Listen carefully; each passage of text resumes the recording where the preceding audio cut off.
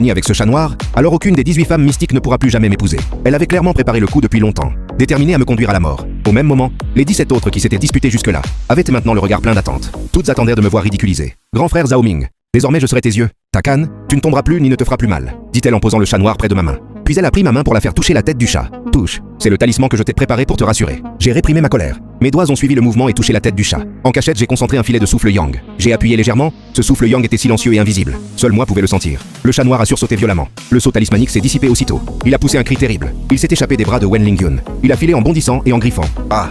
D'où sort ce chat errant? Liu Ruyan a poussé un cri en s'écartant. Le chat a traversé la foule en tous sens. Il a terrorisé plusieurs des femmes mystiques qui ont perdu leur belle contenance. J'en ai profité pour prendre un air égaré et demander « Qu'est-ce qu'il y a ?»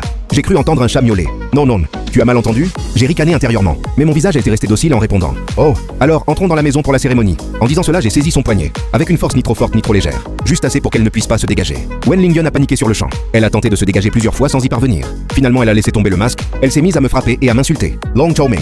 Qui voudrait épouser un aveugle comme toi? Va plutôt te regarder dans un miroir avant de parler. Un bon narien qui veut m'épouser. Rêve. Sa voix était aiguë et perçante. Le dos de ma main était égratigné par ses ongles. Puis elle a changé de ton pour me manipuler. Bon, je peux t'épouser, mais il faut d'abord que tu te mettes à genoux pour me supplier. Ensuite que tu cognes 3 fois ta tête par terre. Et que tu m'appelles grand-mère. Si je suis de bonne humeur, peut-être que je réfléchirai à me mettre à genoux. 2 mots qui ont taillé en pièces ma dignité. Même si je faisais semblant d'être aveugle, je ressentais parfaitement tous ces regards moqueurs autour de moi. Je les sentais distinctement. Les autres femmes mystiques ont aussi ajouté leur grain de sel. À genoux. Tu ne veux pas survivre? Prosterne-toi, prosterne-toi. Comme ça on pourra la supplier pour toi. Qu'est-ce que ça change qu'un aveugle s'agenouille? Tu ne vas pas perdre un morceau de chair. Chaque parole broyait ce qu'il me restait de fierté. Dans ma poitrine, la rage bouillonnait. Ma voix était froide comme des éclats de verre. Sans mon sang de dragon? Vous en seriez où aujourd'hui? Si cette nuit il m'arrive quelque chose, vous subirez tout le contre-coup du karma. Vos familles seront ruinées et vous mourrez. Wen Lingyun a changé de visage en entendant cela. Mais elle a fait bonne contenance et n'a pas cédé. Au contraire, elle a sorti de son sac le sac plastique noir, dont l'ouverture laissait voir du rouge sombre. Elle me l'a jeté à la tête. Tiens, reprends. On n'a que faire de ton sale sang de dragon? Tu crois que c'est grâce à toi qu'on a bien vécu toutes ces années? C'est nous-mêmes qui avons tout réussi. Le sac m'a frappé la poitrine. Il était lourd, avec une odeur de pourri. Les 17 autres ont fait de même. Elles m'ont lancé chacune leur sac plastique. Je te rends aussi le mien. Et le mien? Qui veut de ton sang de dragon pourri? On se débrouille, sans toi on mange et on boit bien. N'importe quoi ton sang de dragon. J'ai déjà demandé à un grand maître de m'en délivrer. Tes menaces ne me font plus rien. Arrête de nous rebattre les oreilles avec ton sang de dragon. Comme si sans toi, on ne pourrait pas vivre. Réveille-toi.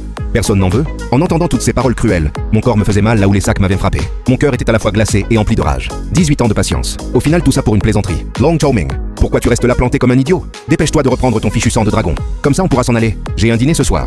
Mais qu'est-ce que tu traînes? Mon copain m'envoie déjà des messages pour me presser. Tu peux te dépêcher un peu? Aveugle tu restes aveugle. Pas le moindre savoir-vivre. T'es complètement stupide. Tu n'arrives même pas à attraper un chat. Et tu voudrais une femme? Mes oreilles n'entendirent plus que des insultes et des moqueries à n'en plus finir. Mais cette fois au fond de moi je souffrais moins. Un sourire froid est apparu au coin de mes lèvres. Parce que j'avais déjà vu clair. À ce moment-là chacune d'elles avait le front assombri. Entourée d'une aura maléfique. C'était le signe avant-coureur d'un grand désastre. Il semblerait que cette nuit non seulement je risque ma peau, mais ces ingrates non plus n'échapperont